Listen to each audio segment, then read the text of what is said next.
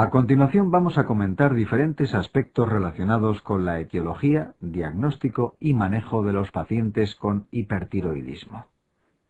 El hipertiroidismo se caracteriza por una serie de alteraciones físicas y metabólicas secundarias al incremento de los niveles de hormonas tiroideas circulantes. Es un trastorno muy frecuente con una prevalencia aproximada del 1% entre la población general. Como el resto de las enfermedades tiroideas, es más prevalente entre la población femenina.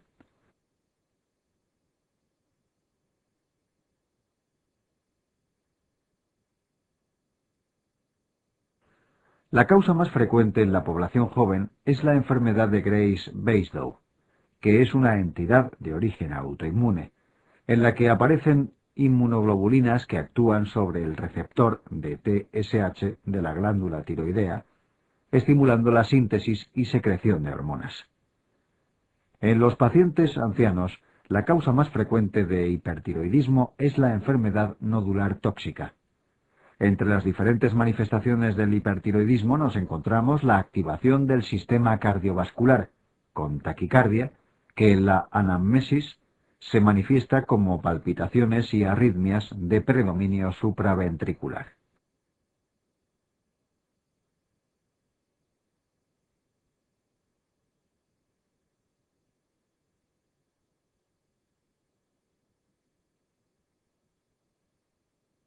Los pacientes experimentan pérdida de peso pese a presentar hiperfagia, incremento del número de deposiciones, hiperhidrosis, piel húmeda y caliente, sensación de nerviosismo, temblor fino distal e insomnio.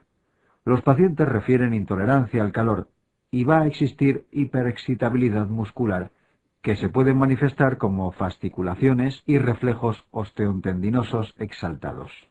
Son frecuentes también las alteraciones menstruales, la infertilidad y la impotencia en el varón.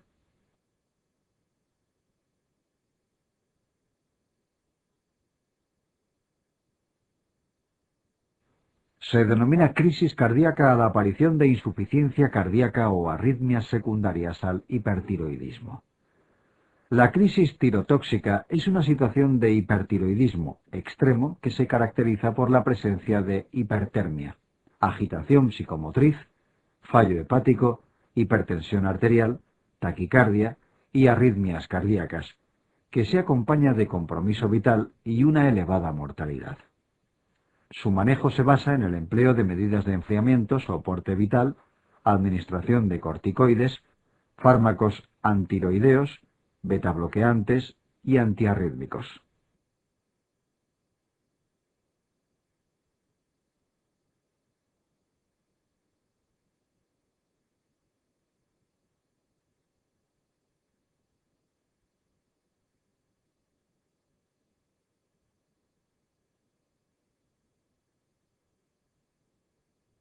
Como acabamos de comentar, la enfermedad de Graves-Basedow es la causa más frecuente de hipertiroidismo en la población adulta, especialmente entre las mujeres.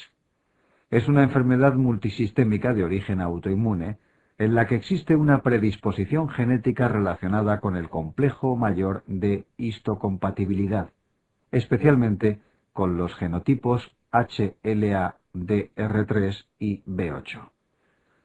Los pacientes con esta entidad presentan niveles séricos elevados de anticuerpos, inmunoglobulinas IgG, frente al receptor de TSH, que se conocen como TSI o TSAB, que van a estimular la síntesis de hormonas tiroideas.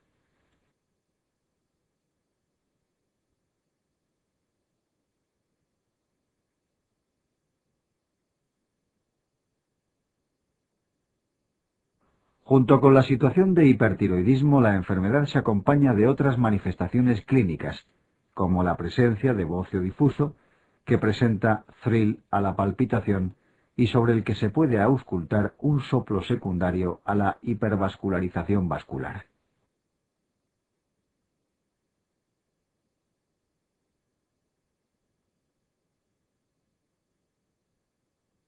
Van a presentar afectación ocular conocida como oftalmopatía de Graves, caracterizada por exoftalmos uni o bilaterales, en aproximadamente un 50% de los casos, y afectación dérmica en un 5-10% de los pacientes, que se conoce como mixedema pretibial. La enfermedad de Graves-Basedow se puede acompañar de otras enfermedades autoinmunes y a nivel histopatológico se caracteriza por una hiperplasia del parénquima e infiltración linfocitaria de la glándula.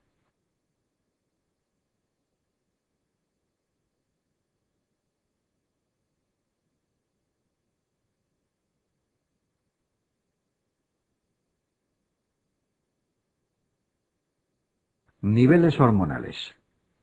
Como ocurre en los casos de hipofunción tiroidea, para la correcta interpretación de un caso clínico, debemos conocer los diferentes perfiles tiroideos que nos podemos encontrar en un paciente hipertiroideo. La situación más frecuente es la presencia de unos niveles aumentados de hormonas tiroideas libres, con una TSH frenada o suprimida. Este perfil tiroideo es compatible con la presencia de un hipertiroidismo primario, como consecuencia del padecimiento de una enfermedad de Graves, bocio multinodular tóxico o adenoma tóxico. En esta situación debemos hacer diagnóstico diferencial con la ingesta subrepticia de levotiroxina, tirotoxicosis fáctica por T4.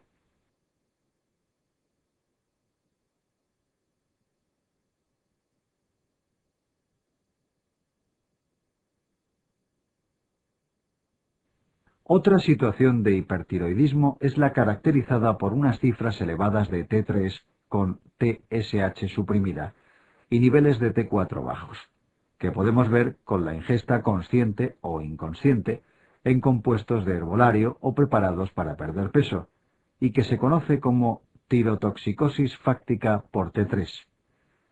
Debemos recordar que en algunos casos de enfermedad de Graves y en la enfermedad nodular tóxica en los ancianos, podemos encontrarnos con que la única hormona elevada es la T3, tirotoxicosis por T3. En los casos de hipertiroidismo de origen central, originados por la presencia de un adenoma hipofisario productor de TSH, nos vamos a encontrar con niveles elevados de hormonas libres y TSH elevada.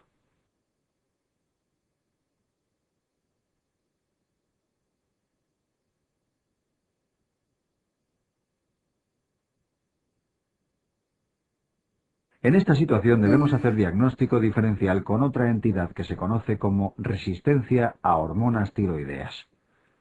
La resistencia a hormonas tiroideas es una enfermedad de herencia autosómico dominante en la que existe una mutación en la subunidad beta del receptor de hormonas tiroideas y que se acompaña de síntomas tanto de hipertiroidismo como de hipotiroidismo debido a la diferente sensibilidad a la acción de la hormona tiroidea a nivel sistémico. Recordar que en el hipertiroidismo central, la TSH se puede encontrar también dentro de los límites de la normalidad, TSH inapropiadamente normal, como ocurriría en los casos de hipotiroidismo central.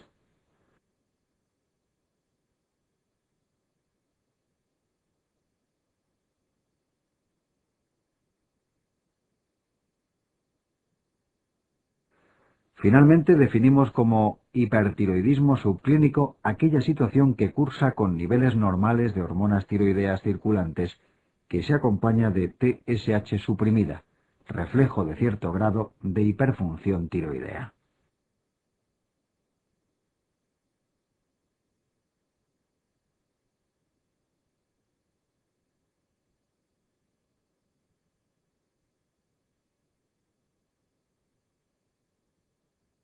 Una de las exploraciones complementarias que más información nos va a proporcionar sobre el origen del hipertiroidismo es la realización de una gammagrafía tiroidea.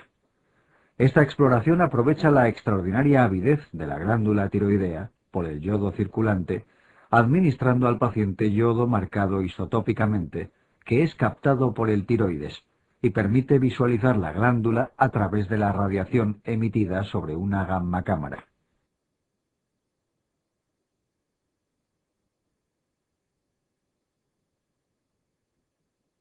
La realización de una gammagrafía nos permite dividir a los pacientes hipertiroideos en aquellos que presentan un aumento de la captación de yodo, relacionada con un incremento de la síntesis hormonal, y aquellos con captación disminuida, en los que el hipertiroidismo es secundario a la liberación de hormona ya sintetizada, tiroiditis, la administración externa de hormona tiroidea, tirotoxicosis fáctica, o la producción de hormona tiroidea fuera de la glándula tiroidea, metástasis funcionantes de un carcinoma folicular o en el hipertiroidismo del estruma ovarii, tumor ovárico productor de T3.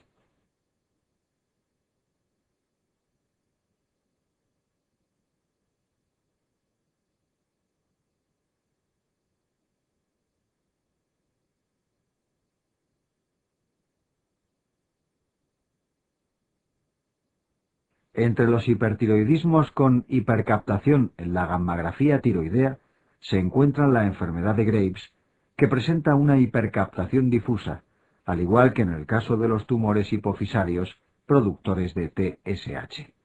La enfermedad multinodular tóxica, con captación parcheada, y el adenoma tóxico, que presenta una captación focal que bloquea el resto de la glándula. Otra situación en la que nos podemos encontrar una gammagrafía hipercaptante es en los pacientes con tumores productores de beta-HCG, mola hidatiforme y coriocarcinoma. La beta-HCG presenta una elevada homología estructural con la TSH, por lo que cuando sus niveles se incrementan en sangre, se puede unir al receptor de TSH de la glándula tiroidea, estimulando la síntesis y secreción hormonal.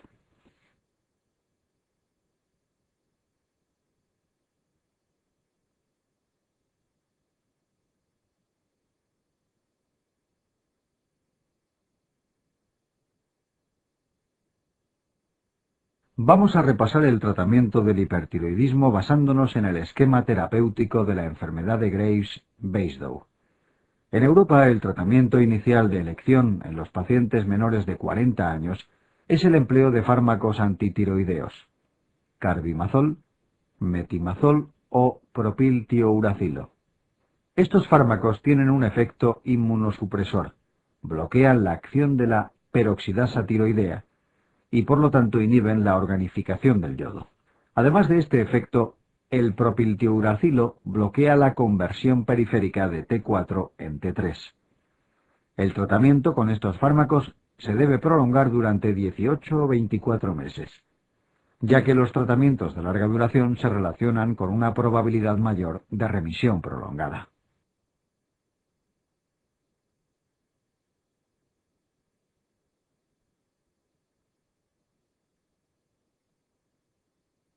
Existen dos formas de administración del tratamiento. La forma habitual consiste en comenzar con dosis máximas del mismo que se irán disminuyendo progresivamente a medida que mejora la función tiroidea, manteniendo finalmente la mínima dosis eficaz hasta la finalización del tratamiento. Otra forma de administración, que se suele emplear en los países anglosajones, consiste en administrar dosis máximas del fármaco antitiroideo a lo largo de todo el tratamiento, añadiendo dosis sustitutivas de levotiroxina cuando el paciente desarrolla hipotiroidismo. Pauta, bloqueo o sustitución.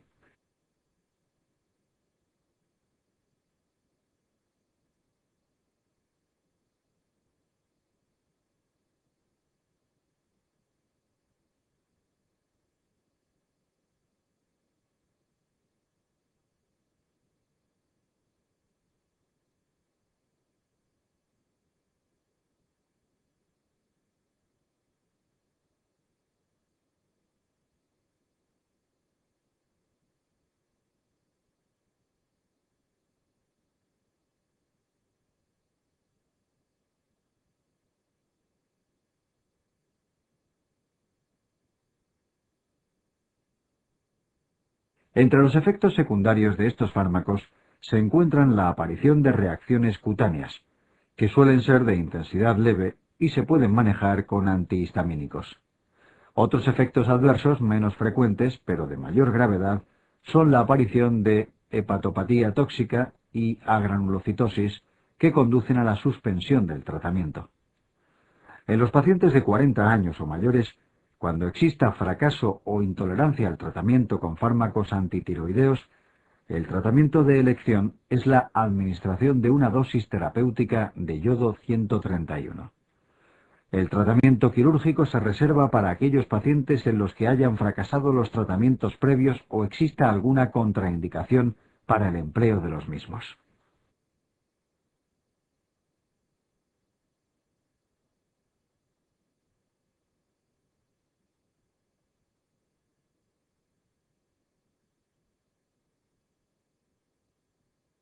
Contraindicaciones para la administración de yodo radiactivo.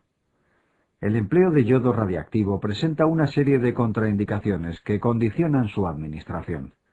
Está contraindicada la administración de yodo 131 en el caso de pacientes embarazadas y durante el periodo de lactancia, recomendándose evitar el embarazo hasta transcurridos al menos 6 meses de la administración del radioisótopo. En el caso de que una mujer embarazada desarrolle una enfermedad de Graves-Basedow y ésta no pueda ser controlada con fármacos antitiroideos, como segunda opción terapéutica, se indicará la intervención quirúrgica a partir del segundo trimestre de embarazo.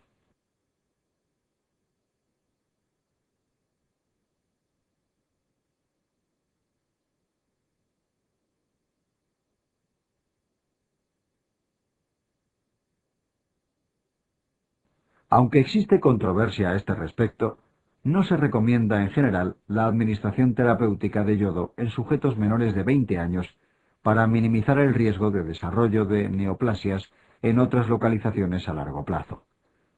Otra contraindicación para el empleo de yodo 131 es la coexistencia junto con el hipertiroidismo de un bocio compresivo.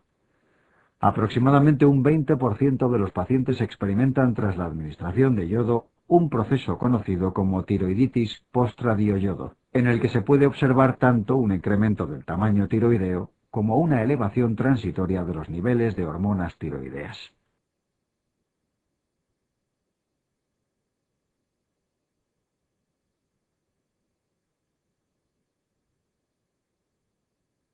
En los casos en los que existan dudas sobre la malignidad de una lesión tiroidea, por ejemplo, cuando existe la presencia de un nódulo hipocaptador, se prefiere el tratamiento quirúrgico frente a la administración de yodo radioactivo. Finalmente, no se recomienda la administración de yodo 131 en aquellos pacientes con oftalmopatía de Graves severa, salvo cobertura con corticoides, ya que se han descrito empeoramientos de la oftalmopatía tras la administración de yodo.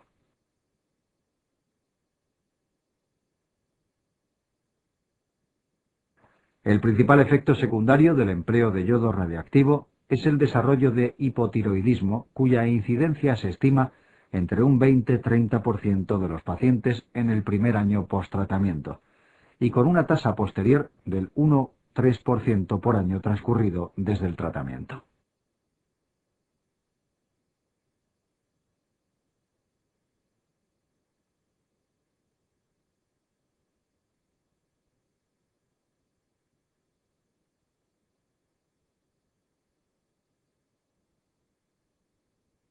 Patología nodular tiroidea y cáncer de tiroides.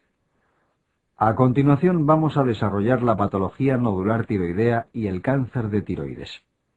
La patología nodular tiroidea es muy prevalente en la población general.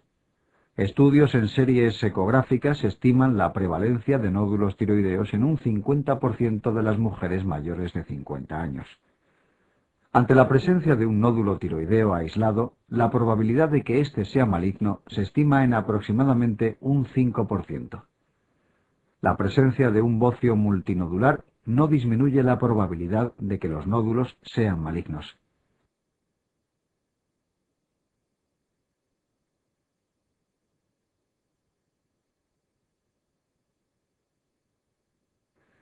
Los factores de riesgo de malignidad se enumeran en esta diapositiva. Son factores de riesgo la edad al diagnóstico, menor de 20 o mayor de 70 años, los antecedentes de radioterapia cervical en la infancia para el carcinoma papilar de tiroides, los antecedentes familiares de cáncer de tiroides o neoplasia endocrina múltiple tipo 2 para el cáncer medular de tiroides, que el paciente viva en una zona deficitaria en yodo para el cáncer folicular de tiroides y la presencia de hipocaptación en dicho nódulo tras la realización de una gammagrafía tiroidea, lo que aumenta la probabilidad de malignidad del 5 al 20%.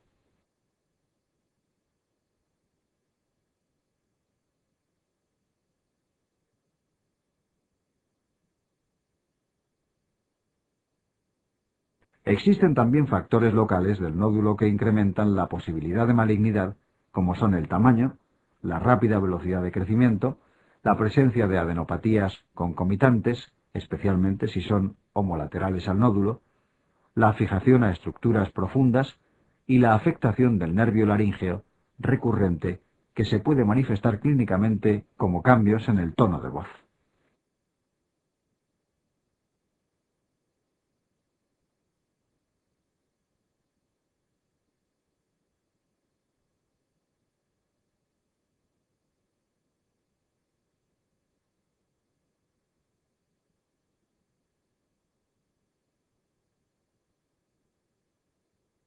Ante el diagnóstico de un nódulo tiroideo debemos determinar los niveles de TSH circulantes y se recomienda la realización de una ecografía tiroidea. En cualquier caso, la prueba de mayor rentabilidad diagnóstica y por lo tanto la de elección es la punción aspiración con aguja fina o PAAF. La PAAF nos puede dar 4 diagnósticos citológicos. En primer lugar, el patólogo nos puede indicar que las células son malignas y por lo tanto debemos derivar al paciente a cirugía para la realización de una tiroidectomía total.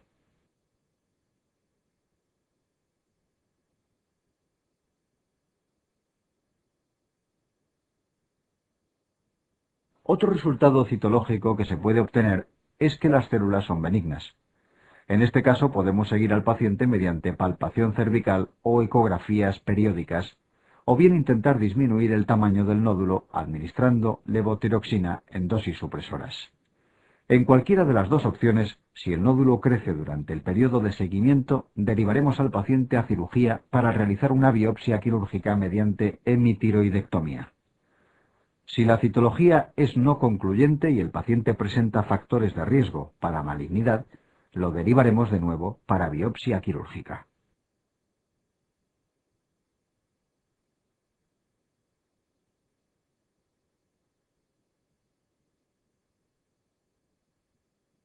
Si el paciente no presentara factores de riesgo, podemos actuar como en el caso de las citologías benignas, con la diferencia de que en este caso debemos realizar una segunda PAAF transcurridos entre 3 y 6 meses de la primera.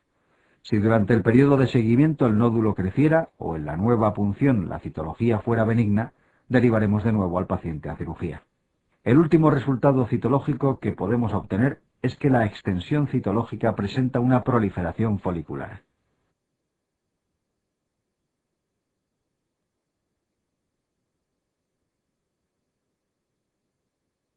La proliferación folicular no nos permite distinguir entre un adenoma folicular benigno y un carcinoma folicular, ya que este diagnóstico es histológico y se basa en la invasión capsular o vascular por parte de las células foliculares. Ante esta situación, si el paciente presenta factores de riesgo, se derivará para biopsia quirúrgica mediante hemitiroidectomía. Si no presenta factores de riesgo, se recomienda la realización de una gammagrafía tiroidea. Si el nódulo es hipocaptador, se derivará a cirugía, y si es hipercaptador, prácticamente se descarta la posibilidad de malignidad y se procederá al estudio de un posible hipertiroidismo.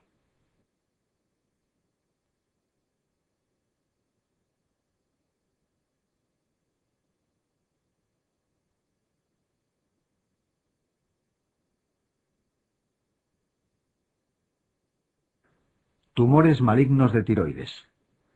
El cáncer de tiroides constituye la neoplasia maligna endocrinológica más frecuente, y se estima que engloba aproximadamente al 1% del total de tumores malignos del ser humano. Los tumores derivados del epitelio folicular son el carcinoma papilar, el carcinoma folicular y el carcinoma anaplásico de tiroides. El cáncer diferenciado de tiroides engloba las variantes papilar y folicular, presentando un excelente pronóstico con supervivencias a los 5 años del diagnóstico superiores al 90%. El cáncer papilar de tiroides constituye la variante más frecuente, aproximadamente un 70% de las neoplasias malignas de la glándula. Es el cáncer de tiroides de mejor pronóstico.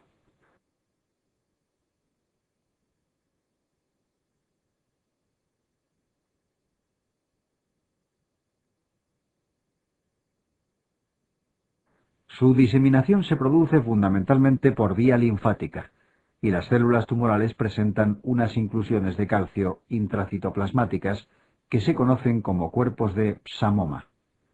El cáncer folicular es la segunda neoplasia en frecuencia y la segunda en pronóstico. Se disemina fundamentalmente por vía hemática. Existe una variante de este cáncer que se denomina carcinoma de células de Hurle, que presenta mayor diseminación linfática y un peor pronóstico. El cáncer anaplásico de tiroides aparece en menos del 5% de los tumores malignos de tiroides. Es el tumor de peor pronóstico con una mortalidad al año del diagnóstico de prácticamente el 100% de los casos.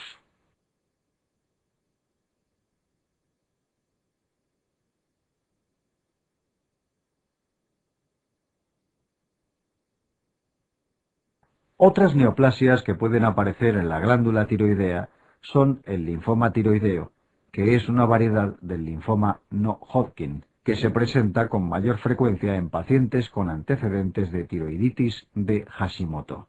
Su tratamiento se basa en la administración de quimioterapia y radioterapia. Inicialmente se contraindica la intervención quirúrgica por el riesgo de diseminación de la enfermedad. Finalmente, sobre la glándula tiroidea pueden asentar metástasis de tumores de otras localizaciones, melanoma, pulmón, mama. Más adelante comentaremos el cáncer medular de tiroides que deriva de las células C o células parafoliculares productoras de calcitonina.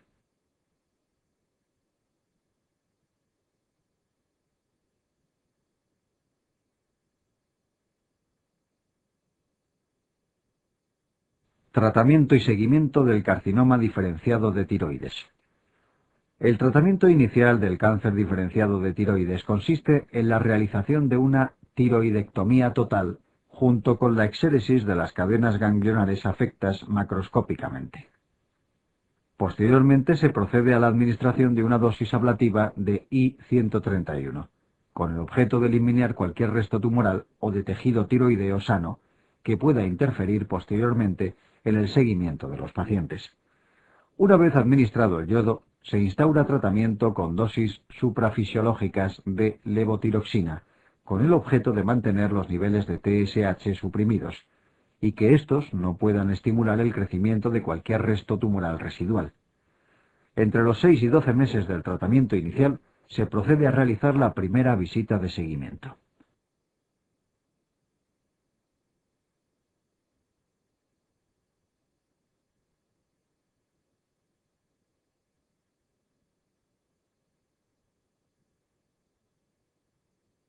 Debemos determinar los niveles de tiroglobulina y realizar un rastro corporal total, una gammagrafía del cuerpo completo. Para ello debemos aumentar de nuevo los niveles de TSH para que ésta estimule la producción de tiroglobulina y la captación de yodo por parte de un posible resto tumoral. Disponemos de dos opciones para conseguir este fin. Una es suspender el tratamiento con levotiroxina durante 4 a 6 semanas para conseguir unos niveles de TSH superiores a 30. Otra opción es administrar al paciente TSH recombinante intramuscularmente sin que tenga que suspender el tratamiento con levotiroxina.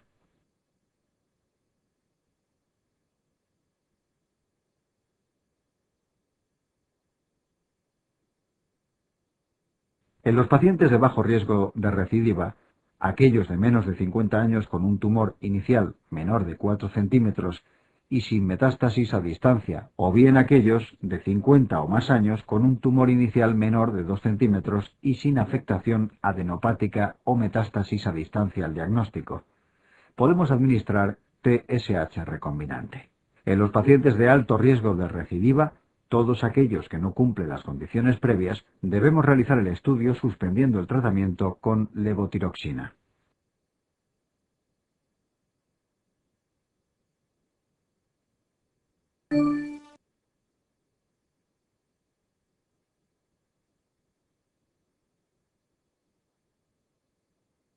Una vez elevados los niveles de TSH, bien suspendiendo la levotiroxina o administrando TSH recombinante, podemos obtener los siguientes resultados en las exploraciones complementarias. El paciente presenta unos niveles de tiroglobulina elevados y una captación positiva en el rastro corporal total, RCT. En esta situación el paciente presenta persistencia de enfermedad y debe ser tratado mediante la administración de una dosis ablativa de yodo radioactivo.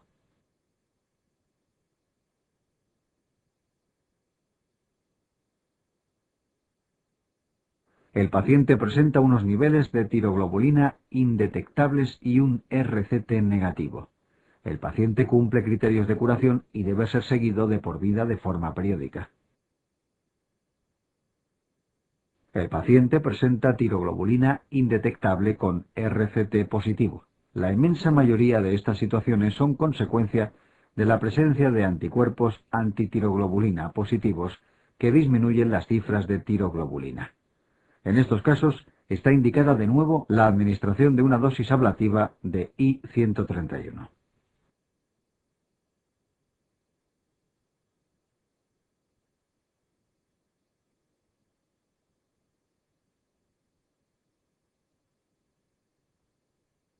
Finalmente, la última situación que podemos encontrarnos es aquella en la que el paciente presenta unos niveles de tiroglobulina elevados, siendo el RCT negativo.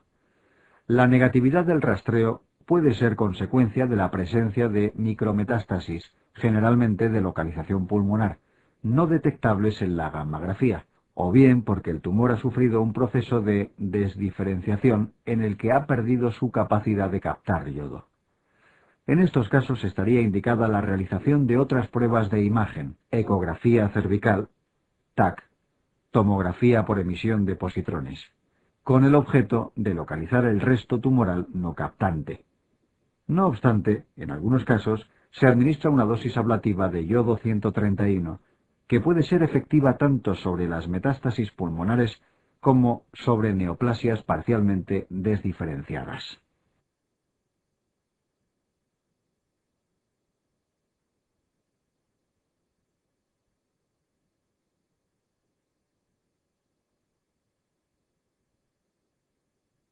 Carcinoma medular de tiroides. Comentario aparte merece el cáncer medular de tiroides. Este tipo de neoplasia deriva de las células C, que son las productoras de calcitonina, y que tienen su origen embrionario en la cresta neural. Este tipo de neoplasia presenta una importante agregación familiar. Aproximadamente el 20% de los casos son de origen hereditario, en el seno de la neoplasia endocrina múltiple tipo 2, o bien como carcinoma medular de tiroides familiar no asociado a MEN. Esta neoplasia está originada en la mutación de un protooncogen localizado en el cromosoma 10, conocido como protooncogen RET.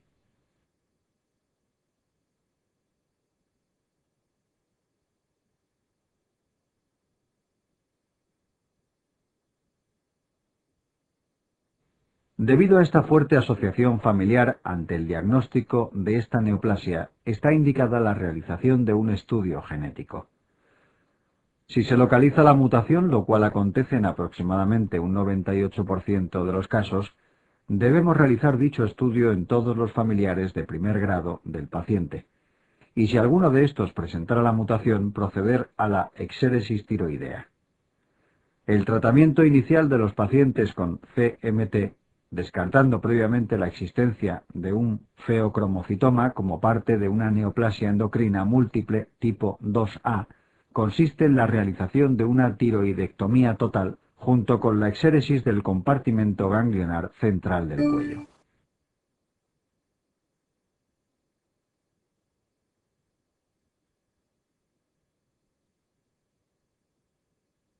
El seguimiento de los pacientes lo vamos a efectuar determinando en sangre los niveles de calcitonina y antígeno carcinoembrionario con marcadores tumorales. El tratamiento de elección de las recidivas es la extirpación quirúrgica o bien la radioterapia convencional cuando la anterior no es posible. La quimioterapia no ha demostrado por el momento aumentar la supervivencia en este tipo de pacientes.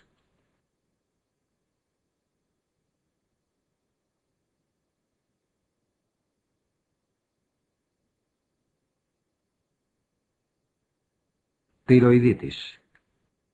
La tiroiditis es uno de los subtemas más rentables en la endocrinología de cara al MIR.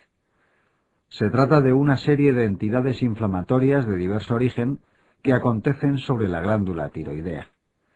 La tiroiditis aguda consiste en una infección bacteriana de la glándula tiroidea en un paciente que ha sufrido alguna maniobra invasiva a nivel cervical o presenta una comunicación de la glándula con el exterior, como es el caso de la presencia de un conducto tirogloso persistente. Cursa con fiebre muy elevada y dolor a nivel local, así como signos de infección sistémica. El tratamiento consiste en el drenaje quirúrgico y el empleo de antibioterapia.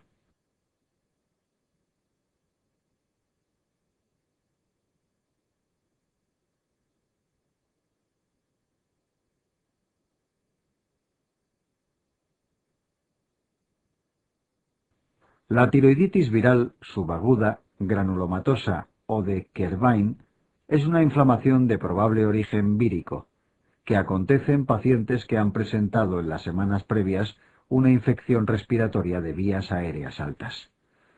Cursa con febrícula, síndrome gripal, dolor a la palpación tiroidea que típicamente se irradia hacia oídos, anticuerpos negativos y velocidad de sedimentación globular muy elevada. Funcionalmente cursa con una fase de hipertiroidismo inicial, seguida de una fase de hipotiroidismo y finalmente con la resolución funcional espontánea. Su tratamiento consiste en la administración de inflamatorios no esteroideos y corticoides en la fase inflamatoria aguda, y betabloqueantes para controlar las clínicas adrenérgicas del hipertiroidismo.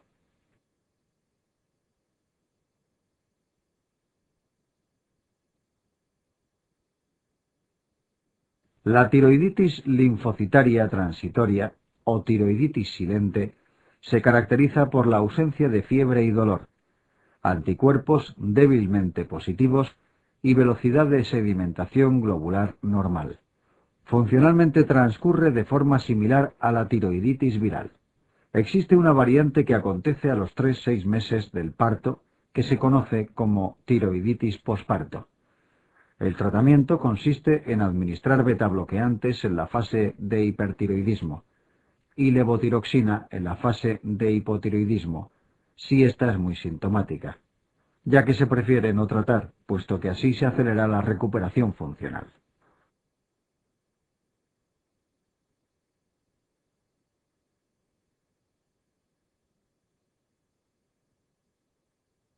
La tiroiditis linfocitaria crónica o tiroiditis de Hashimoto es la causa más frecuente de hipotiroidismo primario en los países desarrollados.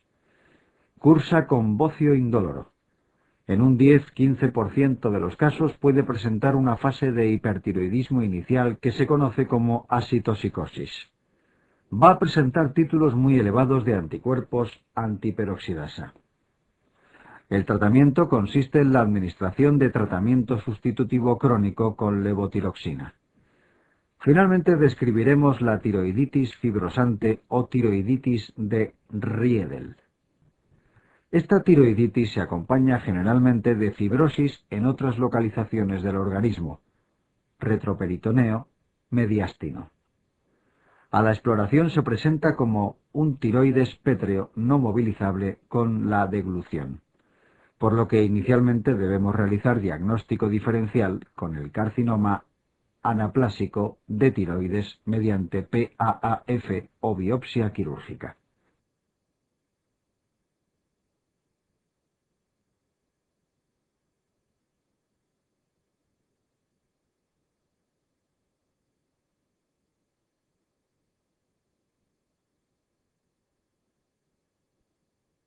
Clínicamente cursa con hipotiroidismo en un 20-25% de los casos y con síntomas compresivos. Su tratamiento consiste en la administración de levotiroxina en los casos de hipotiroidismo y la reserción quirúrgica de la glándula cuando existen síntomas compresivos.